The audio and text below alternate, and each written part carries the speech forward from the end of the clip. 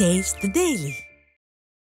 நீங்கள் ஒரு டேட்டில் தங்கம் வாங்குறீங்க, இன்னொரு டேட்டில் விற்கிறீங்க. இது ரெண்டுக்கும் நடுவில் ஒரு விலையேற்றம் இருக்குது. அதுதானே உங்களுக்கு வேணும். இதை நீங்கள் தங்கத்தை வாங்காமலே பண்ணுறதுக்கு ஒரு ஏற்பாடு பண்ணி தரவான்னு கேட்டுட்டு தான்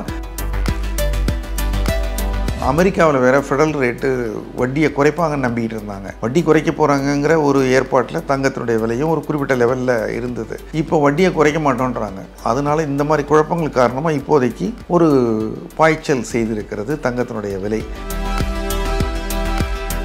ஸ்டாக் மார்க்கெட்லேயே ஷேர்ஸ் வாங்குற மாதிரியே புரோக்கர் மூலமாக 1 கிராம் 2 கிராம் 3 கிராம் ஒரு டிரான்சாக்ஷன் காஸ்ட் மட்டும்தான் இருக்கும். ஒரு ஜிஎஸ்டி வரியோ அதுக்கு கூலி சேதாரமும் இருக்காது. அப்படி கூட வாங்கலாம், நினச்சா விற்கலாம். 21,000 வருமானு நாங்கள் சென்செக்ஸு இப்போ 72,000 இருக்குது. சாதாரணமாக இப்போ 1 லட்சம் வருங்கிறாங்க. அது மாதிரி தங்கம் விலையும் 1 லட்சம் வரும், 2 லட்சம் வரும். நமக்கு தேவையான தங்கத்தை நம்ம தொடர்ந்து முடிகிற போது கொஞ்சம் கொஞ்சம் வாங்கிட வேண்டியதான்.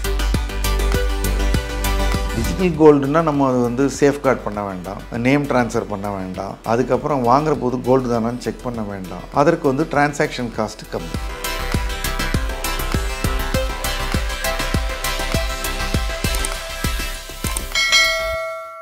வணக்கம் சார். வணக்கம். தங்கம் விலை அப்படின்னு பார்த்தோன்னா தங்கம் விலையும் ஒரு கட்டத்தில் எகிரிட்டு இருக்கு. இப்படி தங்கம் விலை அதிகரிப்பதற்கான காரணம் என்ன சார்? இப்போ எல்லாமே விலை கூட்டிகிட்டு தான் இருக்குது. நீங்கள் முட்டையோ அரிசியோ பாலோ பஸ் கட்டணமோ மின்சார கட்டணமோ எதை நீங்கள் 10 ஆண்டு 20 ஆண்டு 30 ஆண்டு பார்த்தீங்கன்னாலும் ஒரு பெரிய விலை தான். அந்த விதத்தில் தங்கமும் உலகத்தில் நடமாடுற ஒரு பொருள், அதனுடைய விலையும் உயரத்தான் செய்யும். இன்னும் கேட்டால் வருஷம் புதுசாக அரிசி விளையும், புதுசாக கோழி முட்டை போடும், பருத்தி விளையும், துணி வரும், எல்லாம் பண்ணும். ஆனால் உலகத்தில் பூமியிலேருந்து எடுக்கக்கூடிய அளவின் தங்கம் ஒரு அளவு தான். அதுக்கு மேலே எடுக்க முடியாது. எவ்வளோ டெபாசிட் ஆகிருக்கோ அவ்வளோதான். ஸோ அந்த விதத்தில் லிமிட்டட் சப்ளை இன்க்ரீஸிங் டிமாண்ட் இருக்கிற ஒரு பொருளுடைய விலை ஏறுவதை தடுக்கவே முடியாது, தவிர்க்கவே முடியாது.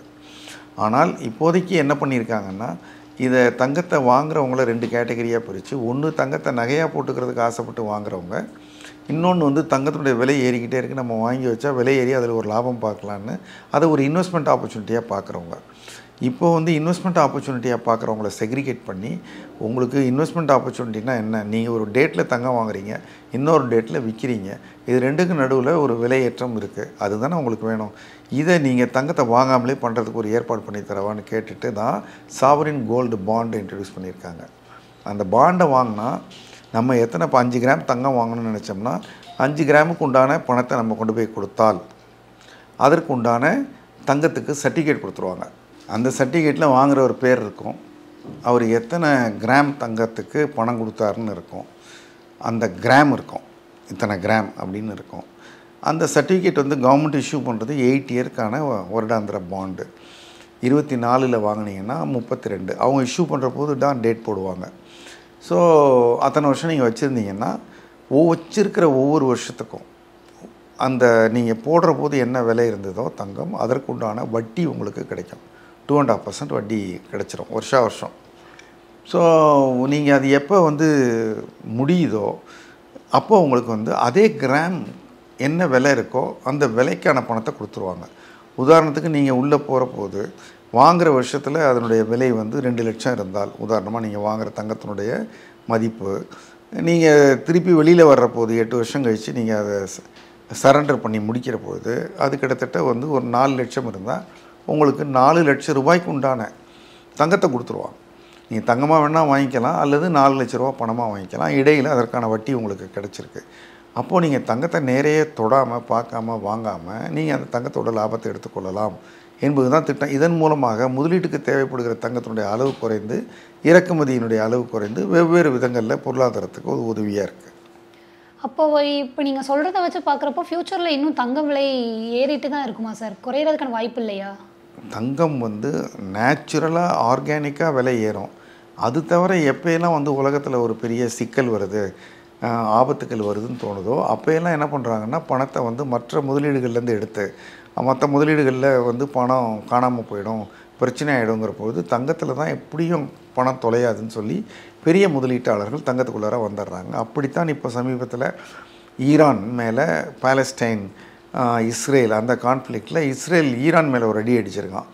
ஸோ ஈரான் குதிச்சு எந்திரிச்சு நான் ஒன்று என்ன பண்ணுறேன் பாருங்கிறான். இது வந்து ஒரு 2 கண்ட்ரி பிரச்சனையாக இருந்தது 3 கண்ட்ரி பிரச்சனையாகிடும் போல் இருக்குது. ஈரான் கிட்ட நியூக்ளியர் இருக்குமோங்கிற ஒரு பயமும் எல்லாத்துக்கும் இருக்குது. இதே மாதிரி 2 வருஷமாக அமைதியாக பிரச்சனையாகவே போய்கிட்டு இருக்கிற அமைதினா யாருமே கண்டுக்கல, அவன் பாட்டு அடிச்சுட்டு இருக்கானுங்க ஒருத்தன் ரஷ்யாவும் உக்ரைனும். ஒரு பக்கத்தில் போர் நடந்துக்கிட்டு இருக்கு. அந்த போர் இப்போ திடீர்னு அதுவும் கொஞ்சம் அதிகமாகிருக்கு. உக்ரைன் வந்து ரஷ்யாவில் இருக்கிற ஆயில் ஃபீல்ட்லாம் ட்ரோன் வச்சு அடிச்சிருக்கான். இது ஒரு புதிய டைமென்ஷன். இது வேறு மாதிரி ஏதாவது ரஷ்யா ரிட்டாலியேட் பண்ணுவாங்களா, பிரச்சனை வருமா, இப்படியெல்லாம் நியூஸ் வந்த உடனே அமெரிக்காவில் வேறு ஃபெடரல் ரேட்டு வட்டியை குறைப்பாங்கன்னு நம்பிக்கிட்டு இருந்தாங்க. வட்டி குறைக்க போகிறாங்கங்கிற ஒரு ஏற்பாட்டில் தங்கத்தினுடைய விலையும் ஒரு குறிப்பிட்ட லெவலில் இருந்தது. இப்போ வட்டியை குறைக்க மாட்டோன்றாங்க. அவங்க என்ன சொல்கிறாங்கன்னா, அமெரிக்கன் எக்கானமி நல்லா இருக்குது, வலுவாகிக்கிட்டே வருது, இந்த நேரத்தில் போய் வட்டியை குறைச்சா இன்னும் வலுவாகிடும், இன்னும் ரொம்ப க்ரோத் இருக்கும், இந்த க்ரோத்தே நல்ல க்ரோத்து தான், இப்போதைக்கு வட்டியை குறைக்க வேண்டிய அவசியம் இல்லைன்னு சொன்னதுனால அது ஒரு குழப்பம். அதனால் இந்த மாதிரி குழப்பங்கள் காரணமாக இப்போதைக்கு ஒரு பாய்ச்சல் செய்திருக்கிறது தங்கத்தினுடைய விலை. இது வந்து சாதாரணமாக நடந்து போகும், ஜாகிங் மாதிரி போயிட்டே இருக்கும். திடீர்னு ஒரு ஸ்ப்ரிண்ட்டு பார்த்திங்கன்னா ஓடும், அப்புறம் திருப்பி மூச்சு வாங்கிட்டு கொஞ்சம் நடக்கும், அப்புறம் சமயத்தில் உட்காந்தாலும் உட்காரும். இப்போதைக்கு எழுந்திரிச்சு ஓட ஆரம்பிச்சிருக்கு.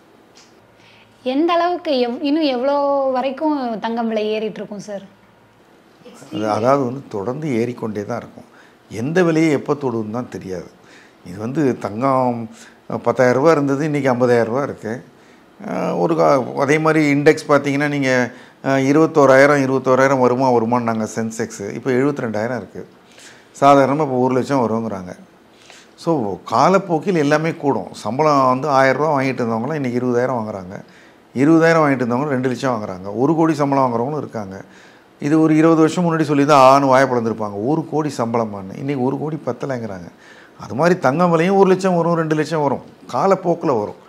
நாம் வந்து அதற்கு கவலைப்பட முடியாது.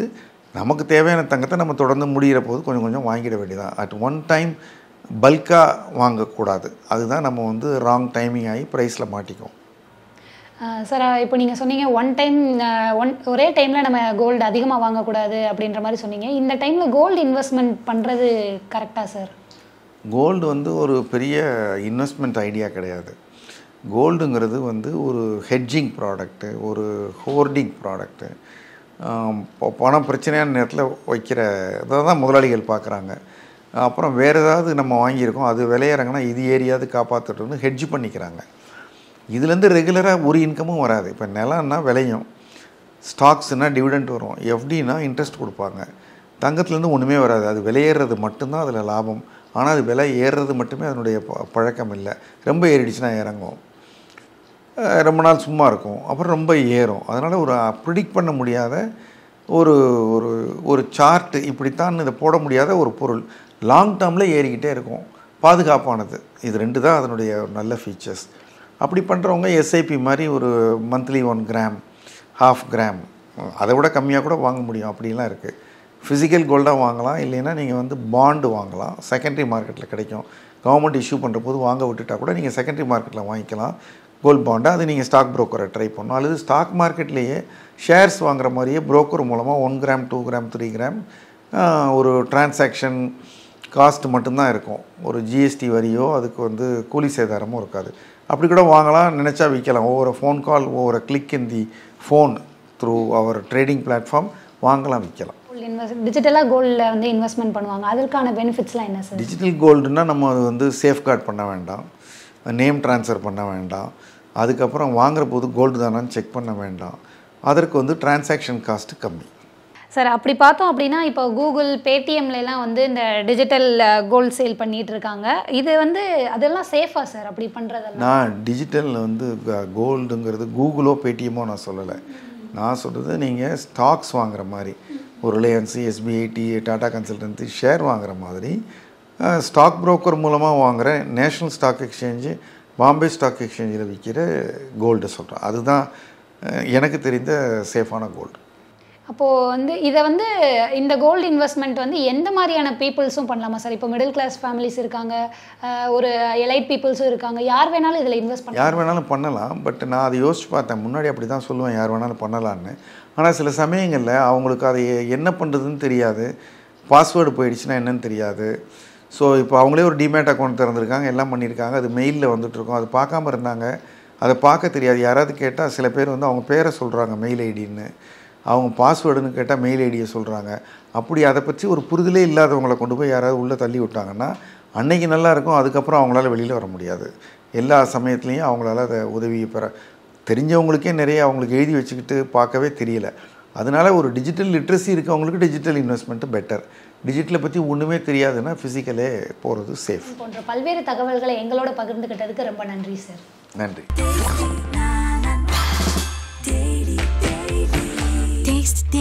Taste the Daily.